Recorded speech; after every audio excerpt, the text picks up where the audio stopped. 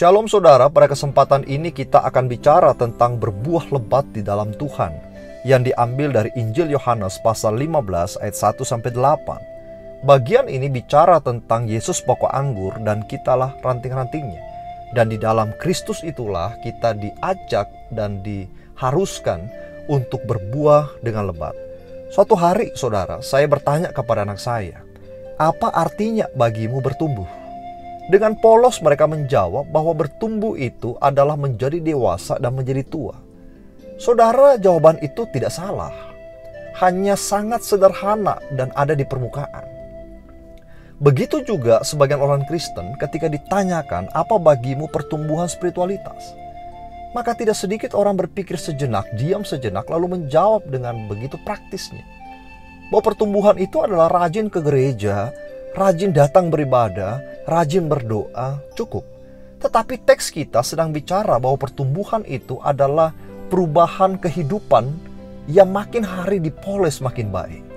Perubahan karakter kita, perubahan sifat kita, perubahan integritas kita, makin sempurna, makin serupa dengan Kristus. Bagaimana saudara agar kehidupan kita berbuat lebat? Di dalam teks kita akan mendapatkan dua bagian yang sangat menarik. Yang pertama, bahwa ranting itu harus meresapi pohonnya. Bahwa kita harus meresapi firman Allah. Di dalam Roma 10 ayat 17 dikatakan, iman itu timbul dari pendengaran. Dan pendengaran kepada apa? Pendengaran terhadap firman Kristus. Di dalam bahasa Indonesia, mendengarkan beda dengan mendengar, saudara. Mendengar itu numpang lalu. Tetapi mendengarkan itu adalah menyimak.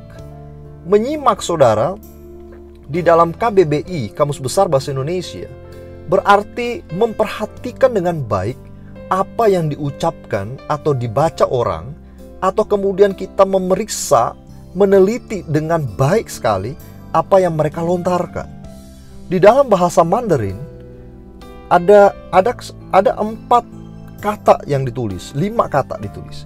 Yang pertama ear, telinga, you anda, eye mata, king raja, attention, perhatian yang tidak terbagi, terfokus artinya. Heart, hati, pemikiran, perasaan. Jadi bagi orang China, dia mengatakan menyimak atau mendengarkan itu artinya menganggap orang lain yang sedang berbicara dengan kita sebagai raja. Memberinya perhatian dan kehadiran Anda, saya sepenuhnya. Fokus. Ada kontak mata dengan si pembicara dan telinga kita mendengar dengan saksama apa yang dikatakan orang tersebut. Dengan begitu saudara, maka iman kita timbul. Tetapi di dalam teks kita dikatakan mendengar apa? Bukan mendengarkan hoax, bukan mendengarkan gosip, bukan mendengarkan berita yang ngawur, tetapi mendengarkan firman Kristus, saudara.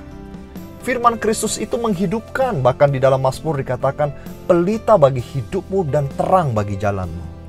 Firman Allah saudara diyakini sebagai firman yang mampu mengubah kehidupan integritas kita menjadi baru dan memberikan kita hikmat pengertian yang dalam untuk bisa membedakan mana yang benar dan mana yang salah. Bahkan John Calvin pernah mengatakan saudara, apabila saudara dan saya ingin kenal diri kita sejatinya, maka kita harus lebih dulu tahu dan mengenal Tuhan. Kenapa saudara? Karena begitu mengenal Tuhan, maka kita tahu kita itu orang berdosa. Kita tahu itu kita siapa. Kita tahu makna hidup yang harus kita lalui itu kemana. Dan kita tahu bahwa Allah kita punya rancangan di dalam kehidupan yang sementara ini.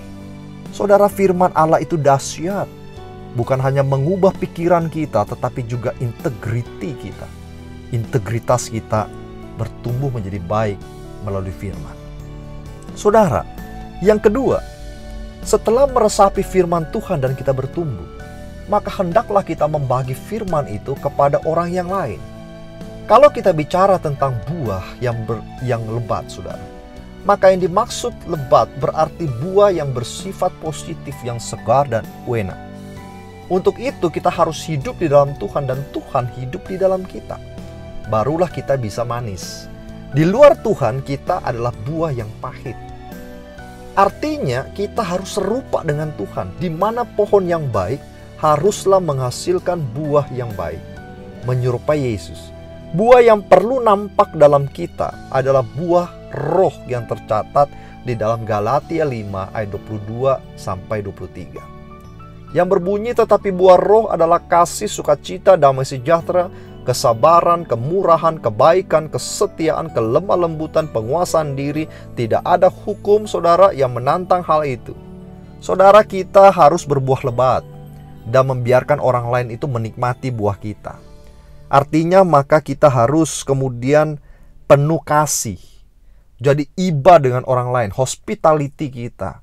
Ketika melihat orang yang asing, orang yang papa, janda yang miskin, haruslah kita memiliki belas kasih yang tergerak dari hati kita yang paling dalam. Orang-orang yang belum percaya kepada Kristus, saudara, nyatakan kasih kita kepada mereka. Bahkan orang-orang sesama kita, seiman kita yang berada di dalam penderitaan, jangan menahan kebaikan.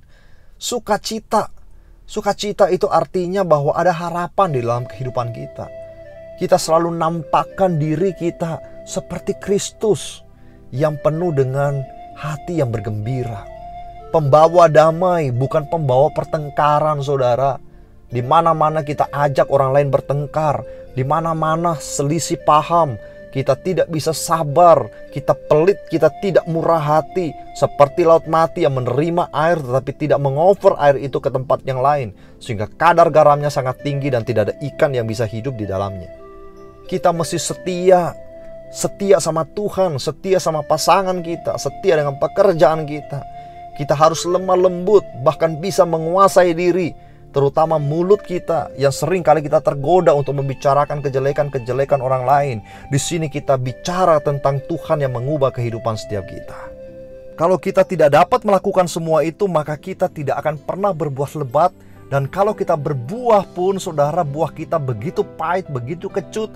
Dan teks kita mengatakan yang itu tidak penting dan tidak berguna, maka Tuhan akan mencabut kita dari pohonnya, lalu kemudian menginjak kita. Setelah itu kita dibakar habis. Kita menjadi tidak penting dan tidak berfungsi, saudara. Billy Graham pernah bercerita tentang pertobatan yang dialami oleh Morrison, pendiri dari Ashbury Theological Seminary. Ia mengungkapkan bahwa pada suatu hari, Morrison yang pada saat itu bekerja di tanah pertanian sedang membajak di sawah. Tiba-tiba ia melihat seorang pendeta Metodis yang sudah tua sekali lewat dengan kudanya. Morrison mengenal orang tua itu sebagai orang yang sangat ramah dan sangat saleh. Ketika melihat orang tua tersebut lewat, ia seperti disadarkan akan dosanya yang sangat besar. Sehingga Morrison jatuh berlutut di antara pematang-pematang sawahnya. Ia menyerahkan hidupnya kepada Allah. Saudara, pendiri dari Ashbury Theological Seminary berlutut di hadapan seorang tua itu. Ketika mengakhiri kisah nyata itu, Billy Graham berdoa dengan sungguh-sungguh, "Ya Allah, jadikanlah aku orang kudus seperti itu," seperti orang tua itu. Saudara, Agustinus pernah berkata, "Apakah Anda ingin menjadi kudus? Kalau begitu praktekkanlah mulai sekarang. Kekudusan yang sejati dan abadi berasal dari siapa diri kita. Meski tidak melakukan apapun, kita tetap dapat memberi hal-hal yang bermanfaat bagi orang lain apabila kehidupan kita dibentuk oleh kasih karunia Allah. Bahkan tak kalah kita tersisih karena usia kita sudah tua, penyakit atau keadaan, kita tetap bisa berbuah." Saudara, orang yang berbuah lebat, ketika dia berjalan, dia duduk, orang lain bisa merasakan bahwa orang ini punya roh Allah di dalam kehidupannya. Mazmur 1 ayat 1-3 menarik sekali untuk saya bacakan bagi kita. "Berbahagialah orang yang tidak berjalan menurut nasihat orang fasik, yang tidak berdiri di jalan orang berdosa, dan yang tidak duduk dalam kumpulan pencemooh, tetapi yang kesukaannya ialah Taurat Tuhan, dan yang merenungkan Taurat itu siang dan malam. Ia seperti pohon yang ditanam di tepi aliran air, yang menghasilkan buah pada musimnya dan tidak layu daunnya. Apa saja yang diperbuatnya berhasil." Saudara, meresapi firman Tuhan, bahkan merenungkan Taurat itu siang dan malam, bukan berarti kita tidak bekerja, tetapi di dalam bekerja firman Allah itu nyata di dalam kehidupan kita. Lalu kemudian kita seperti pohon di tepi aliran air. Artinya kita menjadi begitu lebat Dan orang lain yang lewat di situ di dalam keadaan capek maupun panas bisa berlindung di bawah kita, saudara. Artinya kita begitu penting. Kita harus berguna bagi orang lain. Kita harus bisa mempraktikkan firman itu. Resapi firman-Nya dan jadilah cahaya bagi orang lain. Itulah ciri-ciri orang yang berbuah lebat di dalam Tuhan. Tuhan memberkati setiap kita. Sampai berjumpa, saudara, di renungan berikutnya.